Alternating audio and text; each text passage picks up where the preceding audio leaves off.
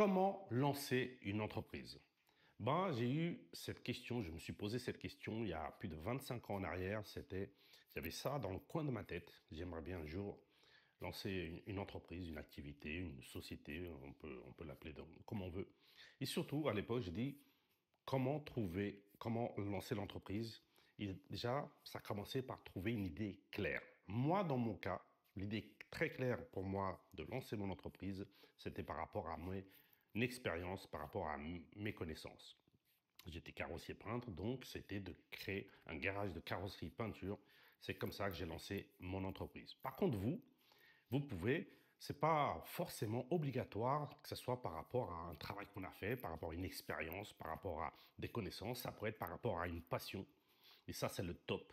Quand on arrive à se lancer, donc à trouver une idée claire et que ce soit notre passion, bien évidemment, c'est ce qui est le top.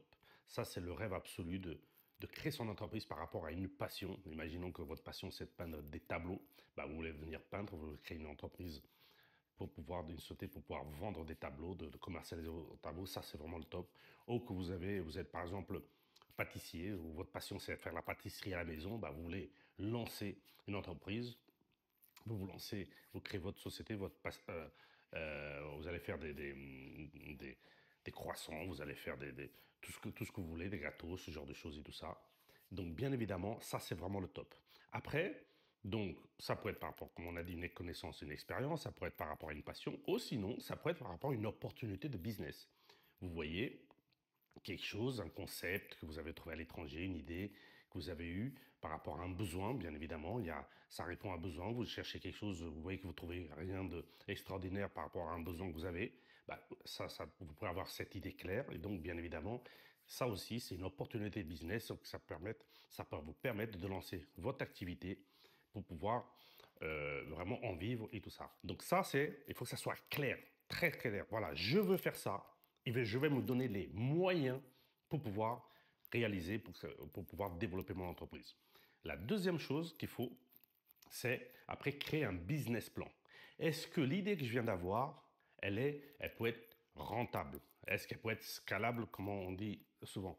Donc ça, c'est aussi très important. Donc, un business plan, c'est ce que vous allez mettre sur le papier, les futurs chiffres que vous allez vous faire pour la première année, pour les premiers 2 ans, pour les premiers 3 ans. C'est créer un business plan qui va vous permettre de mettre votre idée sur le papier à niveau chiffres. Attention à niveau du business plan. On a tendance, quand on met un business plan, de vouloir faire un business plan très beau, qui puisse plaire à l'expert comptable, qui puisse plaire aux banques, qui puisse plaire même à des amis. Attention, il faut que ce soit un business plan réalisable. Donc, il ne faut pas que ça soit trop haut, irréalisable, ou trop bas, vraiment au minimum. Donc, moi, ce que je fais pour mes premiers business plans, donc j'ai vu mon potentiel, j'ai essayé de calculer, bien faire une étude de marché pour pouvoir vraiment voir sur le marché les porteurs, s'il y a un vrai besoin. Et dans ce cas-là, j'ai essayé de faire un business plan optimiste et je baissais juste légèrement, un tout petit peu par rapport à un business plan optimiste. Et très souvent, quand j'ai fait des business plans, je les ai atteints, mes objectifs, et j'ai même légèrement dépassé. Et ça, c'était vraiment top. Si vous avez fait un business plan et que vous l'avez explosé, ça peut être que votre business plan il était trop bas. Ou par contre, si vous avez fait un business plan vous êtes resté trop loin, est-ce que peut-être le business plan il était trop haut, les chiffres, ou peut-être que vous avez fait mal votre étude de marché, peut-être que le besoin n'était pas aussi important, ou peut-être qu'il y a eu dans les étapes quelque chose qui n'a pas, peut-être qui n'a pas marché. Donc, vous avez trouvé l'idée claire, vous avez un business plan optimiste et surtout ambitieux. Après, il va falloir, avec votre expert comptable, et on a déjà parlé dans une autre vidéo, de choisir le bon statut juridique par rapport à votre activité. Bien évidemment que suivant votre activité, vous allez voir avec votre expert comptable et vous allez choisir, sélectionner le bon statut juridique. Donc ça, c'est la forme de l'entreprise à laquelle vous allez faire votre business et qui va pouvoir.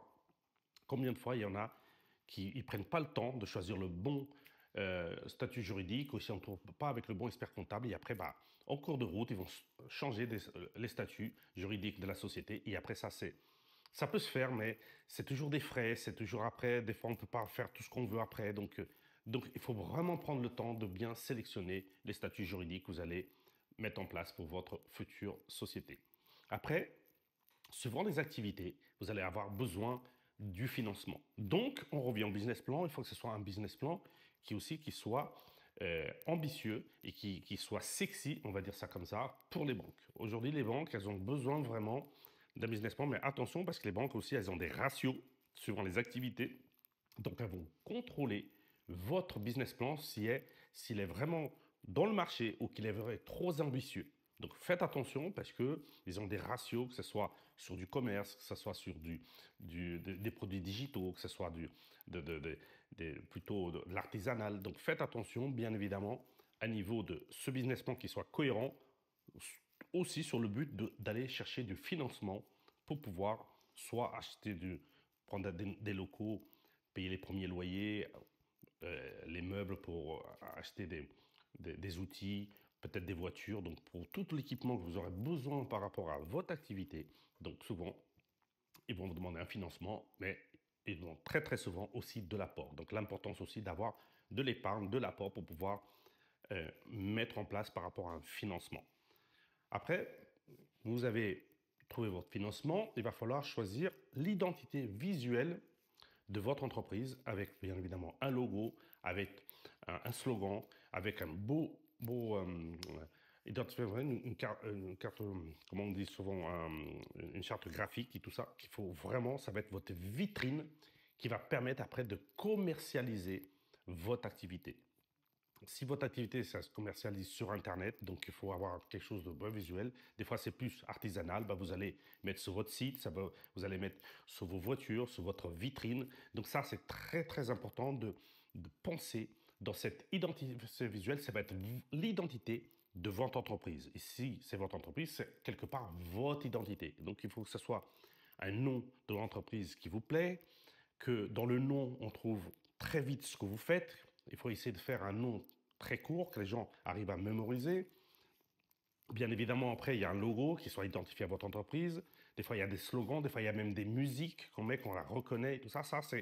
Cette identité visuelle est très importante qui va aider la commercialisation, que ce soit par du marketing digital, du marketing physique, à niveau des flyers, à niveau de la pub, référencement naturel sur Google, la pub payante et tout ça. Donc, bien évidemment, en pensant bien à cette identité visuelle, va vous aider plus tard à communiquer pour pouvoir lancer votre activité et pouvoir rentrer du chiffre d'affaires, des clients, des prospects et tout ça.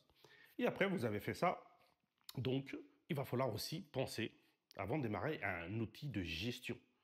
Par exemple, quand on est sur des activités physiques ou artisanales, pour faire des devis, pour faire des factures, pour faire des ordres des ordres de réparation, pour faire tout un outil de gestion et de facturation qui permettent de gérer votre entreprise. Donc, il va falloir, par rapport à votre activité, il va falloir chercher l'outil de gestion le plus adapté à votre activité. Attention, parce que vous avez des outils de gestion qui sont très sophistiqués, mais au quotidien, ils sont très difficiles à utiliser. Ils sont très chronophages, on perd énormément de temps. Donc, il faut que ce soit un outil de gestion très efficace, très adapté à votre entreprise, mais par contre, il faut qu'il soit aussi de simple utilisation.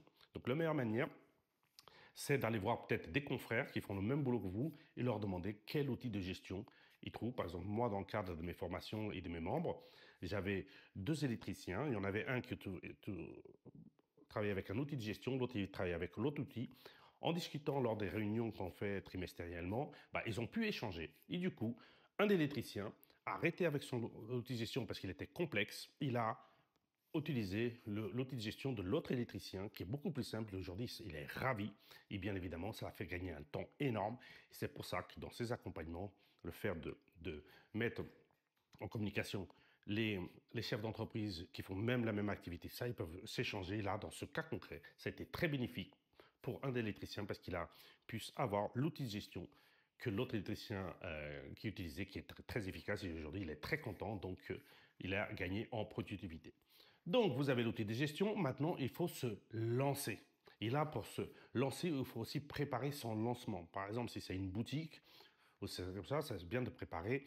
Par exemple, vous faites une inauguration, vous invitez des amis, des futurs clients, de la famille. Vous allez pouvoir communiquer dessus, faire des photos, des vidéos et tout ça, mettre ça sur les réseaux sociaux. Donc, c'est bien de préparer son lancement. Ou par exemple, quand vous faites un truc un peu plus artisanal, aussi communiquer autour de vous, faire un petit pot par rapport à votre dépôt, un endroit spécifique pour présenter un peu ce que vous allez faire, pour parler, pour qu'après, les gens commencent à parler de vous. Comme ça, vous communiquez au local, à niveau du bouche à l'oreille et surtout aussi à niveau des réseaux sociaux. Donc voilà, dans cette vidéo, on a parlé comment lancer votre activité, votre entreprise et votre société. Et en prenant toutes ces étapes, vous allez commencer votre vie d'entrepreneur du bon pied, avec le pied droit, comme on dit ça souvent, pour pouvoir après exploser, faire des bons chiffres d'affaires et faire une belle réussite comme moi j'ai réussi à faire dans mes entreprises. À très bientôt lors d'une prochaine vidéo.